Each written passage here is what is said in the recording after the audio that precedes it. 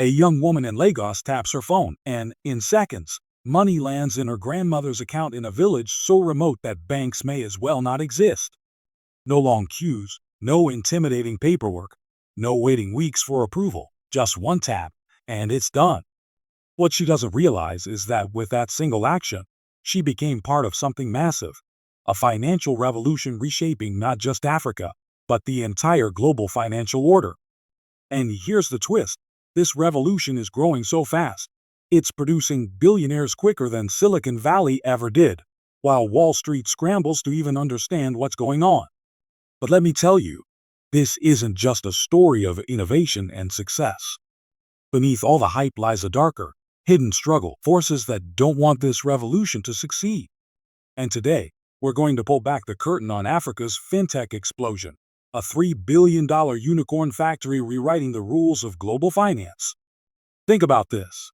Have you ever discovered something incredible that everyone else ignored? That's exactly what's happening with Africa right now. While the world was busy mocking Africa as the land of aid and crisis, this continent was busy leapfrogging the outdated banking systems of the West.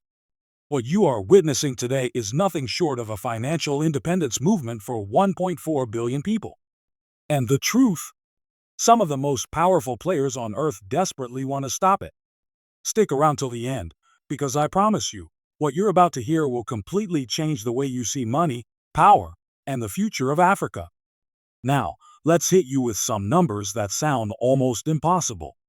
In 2023 alone, African fintech startups raised over $3 billion in funding. Let that sink in. That's more than the GDP of some entire countries.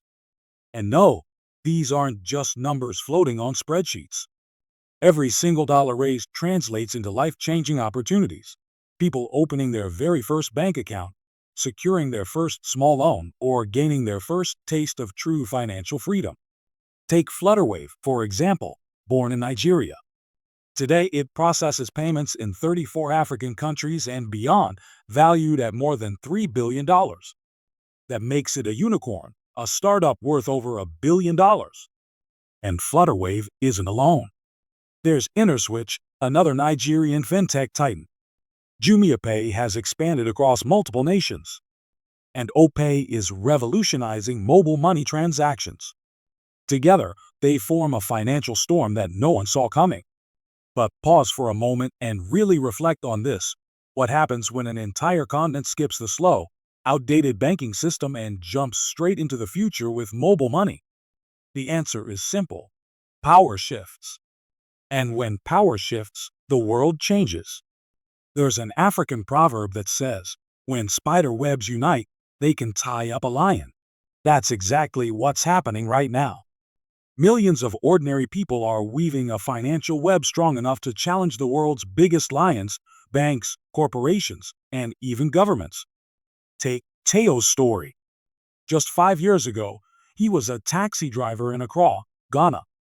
No bank account, no financial identity, no access to loans, simply because the nearest bank branch was 50 kilometers away. And even if he got there, he didn't have the right documents or enough money to open an account. Traditional banks saw him as nothing but a risk. But Fintech? Fintech saw opportunity. Today, Teo runs not one, but 3 small businesses. He accepts digital payments in his taxi, saves money securely on his phone, and even gives out microloans to other drivers. Think about that for a second. A man who was once invisible to the financial system is now a mini banker himself. Multiply Teo's story by millions, and you begin to see why Africa's fintech revolution is unstoppable. And here's the most fascinating part. This didn't happen by accident. Africa didn't just stumble into fintech leadership. It was pushed here. Decades of banking exclusion forced Africans to innovate. When traditional banks slammed the door shut, Africans built their own door. So, how did this happen? Well, it boils down to 3 powerful innovations, 3 breakthroughs that are now being copied by the rest of the world. And trust me, once you hear them, you'll realize just how much the game has changed. While Americans were still writing checks, Kenyans were already sending money via SMS. Back in 2007, M-Pesa launched in Kenya. not just as a payment service, but as a new financial ecosystem. Today, Kenya has more mobile money transactions per capita than anywhere else on Earth. Cameroon followed with MTN Mobile Money, which has also exploded. The second game changer? Agent banking. Remember Teo? The guy who couldn't reach a bank branch. Fintech flipped the script.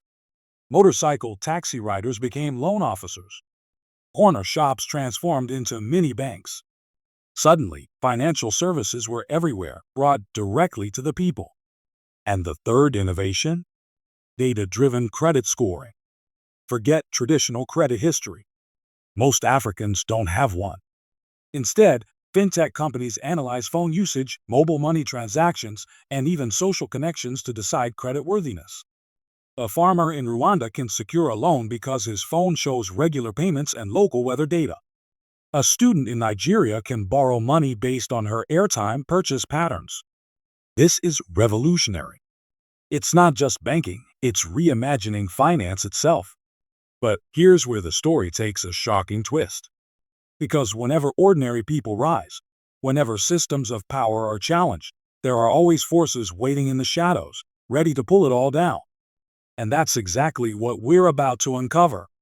You need to understand something shocking. The real revolution in Africa isn't about technology at all. It's about trust. And when people start trusting systems that bypass banks and governments, the game changes completely.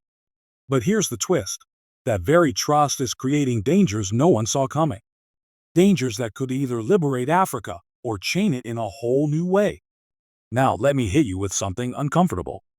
Everyone celebrates Africa's fintech boom like it's the promised land. But what if I told you it's also creating a new kind of financial colonization? And no, I'm not talking about foreign banks this time. I'm talking about African companies themselves. Companies so powerful that they're beginning to decide how millions of people eat, save, and survive. Think about it. When one app controls your salary, your rent, your groceries, what happens if it crashes? Or worse, what happens when it starts putting profit before people? This isn't a theory, it already happened. In 2022, major African fintech platforms went down for days, leaving millions unable to access their money. Imagine standing in line at a store with food in your hand, hungry kids at home, only to have your app freeze. Imagine watching your life grind to a halt because of a glitch. That's not just inconvenient, that's terrifying. And here's the part nobody wants to talk about. These companies know you better than anyone else. They know your location, your habits, your spending patterns, even who you talk to. That data? It's gold. And it's already being sold to the highest bidder. But here's the curveball. Maybe this concentration of power is necessary. Maybe Africa actually needs fintech giants, strong, fearless champions, big enough to compete with Wall Street, PayPal, and Silicon Valley. The real question is this: can these giants keep people first, while playing the global game? And if you think that's intense, wait until you hear this. Africa isn't just building fintech companies, it's building an entirely parallel financial system. A system powerful enough to shake the dominance of Western banks. Let me give you just one example: remittances. Africa's diaspora sends home around $95 billion every year. For decades, that money flowed through Western Union, Monogram, and big banks, each one slicing off fat fees.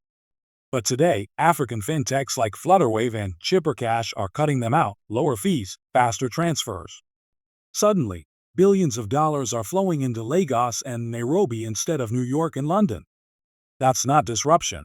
That's a financial earthquake. But it goes even deeper. Imagine African nations trading with each other on African payment systems. No SWIFT, no Western infrastructure, no permission needed. That's not just independence. That's a geopolitical earthquake. And guess who saw it first? China. That's why Chinese investors poured into African fintech early, not just to make money, but to secure influence over Africa's financial future. Which leaves us with a chilling question. Are we really breaking free from Western control, or just trading it for Chinese digital dependence? And now, this is where you come in. If you're part of the African diaspora, this is more than an opportunity, it's a responsibility. Every time you invest in an African fintech, every skill you bring back, every dollar you spend on local solutions, you're strengthening the web. Remember the proverb? When spider webs unite, they can tie up a lion. The web is being woven right now, and your thread matters. Because the next wave has already begun. African fintechs aren't just solving problems at home, they're expanding globally. Flutterwave is processing payments in the US and Europe. Nigerian startups are buying American companies. And while everyone is chasing the billion-dollar unicorn headlines, the real revolution is happening in small, focused startups. The mobile money service helping coffee farmers in Ethiopia, the microlending app empowering women in Senegal, the fintech solution giving refugees a chance to survive.